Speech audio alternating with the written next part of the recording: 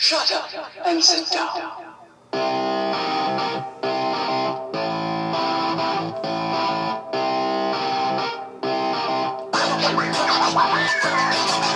Good evening, everyone. Welcome back once again to Vicious Rinse, and of course I am your host, Mr. Main Event himself, the often imitated, never duplicated superstar Tim Vicious, and we're gonna go over Backlash this week was in Tampa, and folks, I'm not gonna lie, the biggest takeaway from this was since the week before Backlash, my producer Wade has been running around up and down the Vicious Studios yelling like Joey Styles,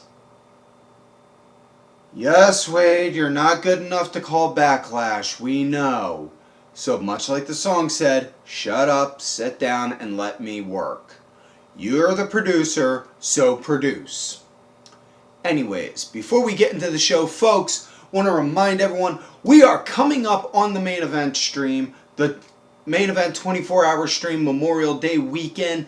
Make sure you go and follow the Main Event Network YouTube account. The link is in the description tab. Make sure you look for the Main Event Twitter account at main event underscore net. Folks, we don't do tribalism. We don't do spoilers. We don't discriminate. You want to watch silly comedy wrestling? Cool, we'll talk about it. You want to watch solid heart? You want to watch pure technical grappling wrestling? Cool, we'll talk about it. You want to talk about hardcore deathmatch, what some people would call garbage wrestling? Cool, we'll talk about it. We don't discriminate at the Main Event Network. You know, we look at tribalism and we just look at you. We look at wrestling tribalism and laugh at its face. That's it, plain and simple. We all got our likes and dislikes, but we all unite together under our love of pro wrestling. And you can join in on that love via our Discord channel, where you can talk to not just yours truly, but to everyone in the Main Event Network, as well as on our Main Event Twitch channel. Make sure you check out both of those links in the description tab. And might I remind everyone how we like to pay these funny little gimmicks called bills. Points on that, Wade, for that smooth segue, wouldn't you say? Folks, we are WWE Shop affiliates, so what that means is, if you want to go and make a purchase for a WWE item, you click the link in the description tab, or scan that QR code right there on the screen, and it will take you to WWE Shop. You make a purchase for whatever item you want, whatever your heart desires, whether it's something big, something small, something cheap, something expensive. Get whatever you want. We here at the Vicious Studios receive a small nominal commission based on said purchase. And folks, I've been preaching about this for a while. If you have not noticed, the video has improved. The audio has improved. It certainly hasn't been because of this, because of my good looks. No, it's because of all of you guys helping us out. Thank you. Also, folks, speaking of affiliates, we are also affiliated with the Skull Shaver. I am bald, that's no secret, and bald is beautiful. And you too can make sure you are bald and beautiful thanks to the Skull Shaver. It is without a doubt the #1 grooming tool in my kit. It's sleek design, slides right into my hands. Built-in rechargeable lithium-ion battery. Folks, this thing can run in the shower too if you wanted it to. If you wanted to take it in there. Pop that sucker on, 60 to 90 seconds across your dome, that's all it takes. And next thing you know, you got a head as smooth and as shiny as Mr. Clean's, and without all that nasty chemical bleachy smell. And here's the best part, my absolute favorite best part. The blades pop off and clean up without a breeze. Just pop it off, run it under water, pop it back on, you're good to go. The second great part about the blades, they only need replacing about every 6 months. So think about it. You get it now in May, June, July, August, September, October, November. You wouldn't need a new set of blades until November. So you could go and get a Black Friday gift for your friends, family, loved ones, and then go and get yourself a new blade all at the same time. And folks, I can't stress this enough.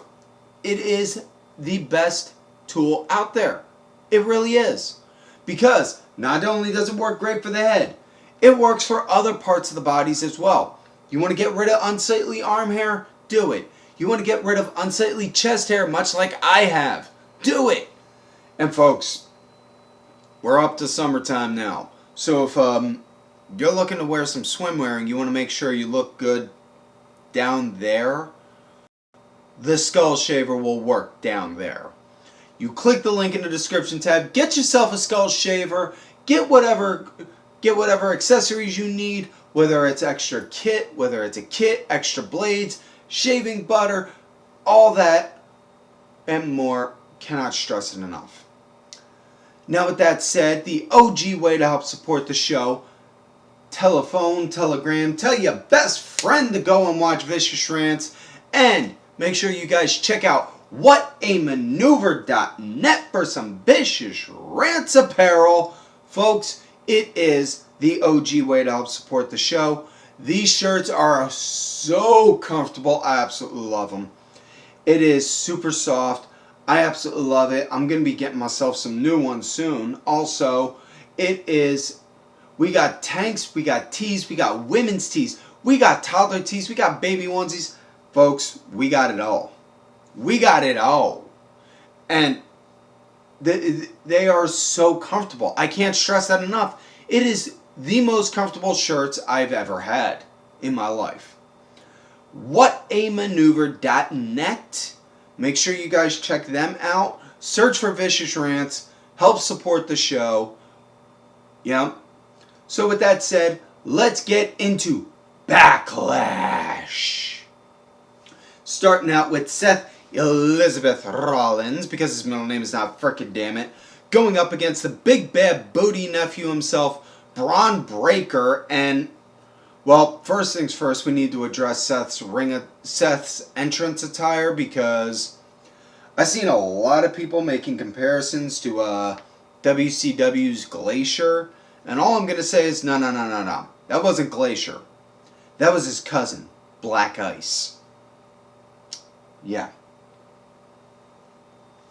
Either way, Seth, he was hot right out the gate going after Bron, dictating the pace. Now, Bron wound up looking like $1,000,000 when he got his shots in, man. He got his shots in, and it was good. I thought it was a good match. It was a nice...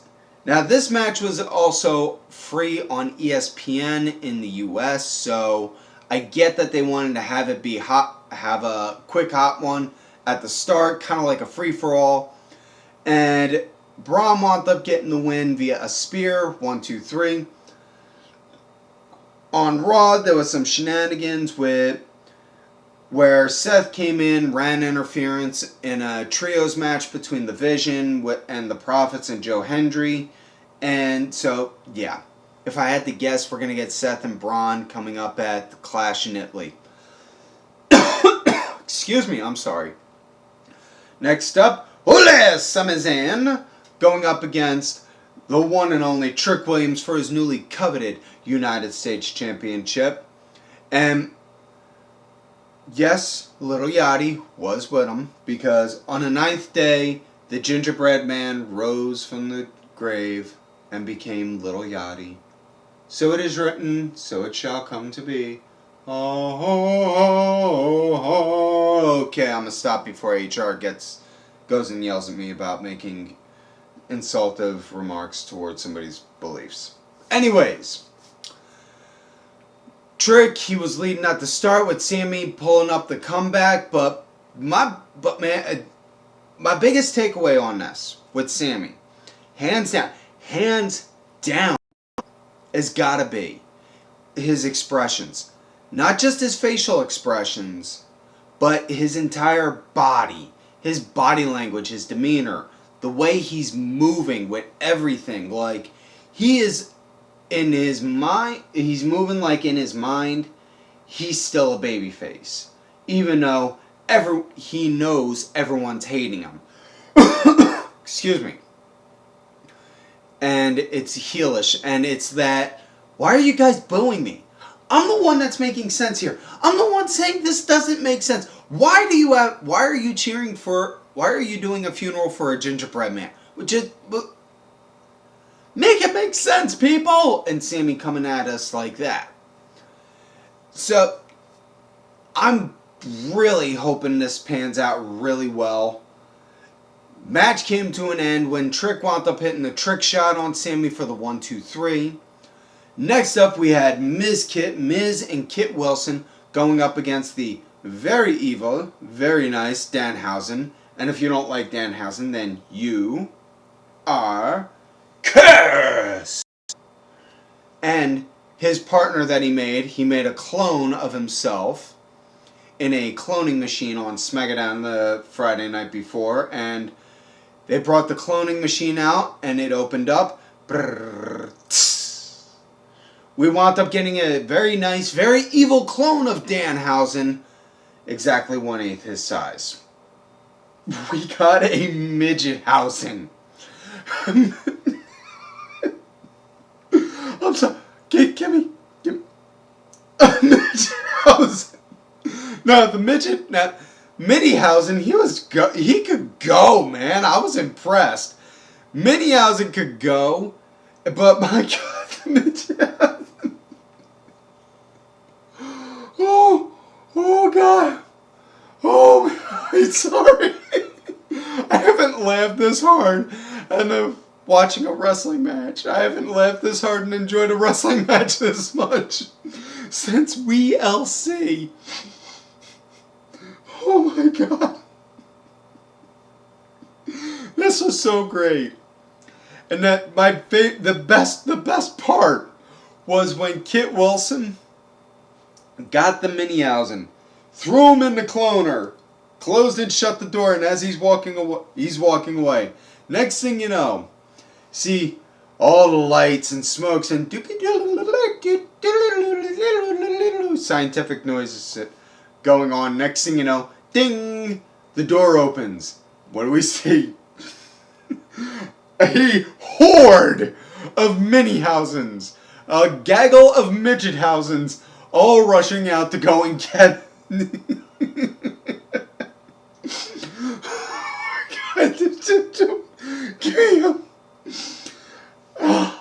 It broke me. It broke me. Oh God, I love this way more than I should have.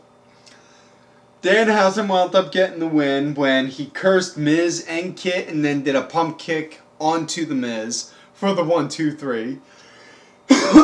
Excuse me. So your winner is the very evil, very nice Danhausen and Midgethausen.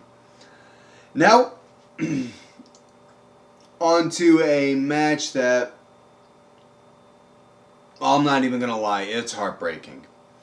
It was Iyo Sky going against Asuka, and I'm going to get into why it was heartbreaking in a minute. But this was a great match. I absolutely loved it. Really good, hard, solid tie-up right at the start. Asuka, she was leading, and these girls were putting on some solid girl graps, and both were going all out at it. I absolutely loved it, and hands down my favorite spot in the match, and it was the most logical thing in the match. It was Asuka went for the mist, and then Iyo just grabbed a clipboard, ping, put it up in front of her face, like, gotcha. Like that, like, nobody thought of doing that before any other time? What? I absolutely loved it. It was a great match. Iyo wound up getting the win with a moonsault. After the match, you could see both girls were crying. They hugged and embraced each other and it's been going around. Nothing's been officially stated, but 99.999% confirmation Asuka is retiring, and that was her last match. On Raw, she saw Iyo, congratulated her on getting the win, said, "You've done everything I've wanted from you. You've finally beaten your teacher. I'm proud of you. Thank you so much. Whereas for me, I'm going to leave now. Goodbye." And then she just kind of left, and yeah. I don't care what anyone says. whether you want to include her WWE career or not, no matter what, at the end of the day, she's a Hall of Famer. Asuka, Kana, however you want to refer to her, Hall of Famer, Hall of Fame girl, right? She's first round Hall of Famer. There's no denying that. That woman has earned her right in that spot. And it just, yeah. So now we come to the main event match of the night. The Samoan werewolf, Jacob Fatu, going up against your tribal chief and mine, the ultimate needle mover, the goat of all goats, the living embodiment of God Mode himself, your reigning, defending, undisputed WWE World Heavyweight Champion, Roman Reigns. How was that? I think that was personally a pretty good introduction, but me. Either way, Roman, he was leading at the start with Jacob fighting hard in this, and man, this was good. You know how the old saying goes, nobody fights like family? Well, this was definitely the case because these two guys were fucking going, and I loved it. It was a damn good match. I thoroughly enjoyed it. Now, at one point, there was a ref bump, but not like a ref bump, like bump, knockout, and then the infamous 1 5-second pause, 2 5-second pause. Oh, and a kick out. No, it was like bump, ref got hit, bell was rung, had to go off to the corner to go shake the cobwebs out, and then came back in. I thought that was a nice touch, and that I know a very large majority of people are going to ignore that, but to me, that means a lot because you don't see that a whole lot in wrestling. And I like this, and the small details, I've made this argument before. 10 million little details equal one big detail. So please, be more mindful of the minor details. Now, Roman wound up getting the win when Jacob had the Tongan death grip locked in on Roman, and Roman, wiggling, trying to get out of it, wound up throwing himself into the corner and pulled off, yanked the turnbuckle pad off with it. As ref's going to get rid of that, go and get the pad out of the ring, Roman then wham! Slams Jacob right up into the corner where that exposed turnbuckle is. Hits him with the spear for the 1, 2, 3. Now, after the match, Jacob just goes straight up berserk and tears up Roman, locks the Tongan death grip in on him again, winds up attacking a couple guys, or a couple officials, I should say. Following night on Raw, Roman's calling out Jacob to have him officially acknowledge him. Jacob just looks, oh hell nah. Nah, I ain't doing that. And then comes out, beats the piss out of the Usos, and then comes in and beats the piss out of Roman, and then just, yeah. So, if I had to guess, we're definitely getting a rematch at the Clash, and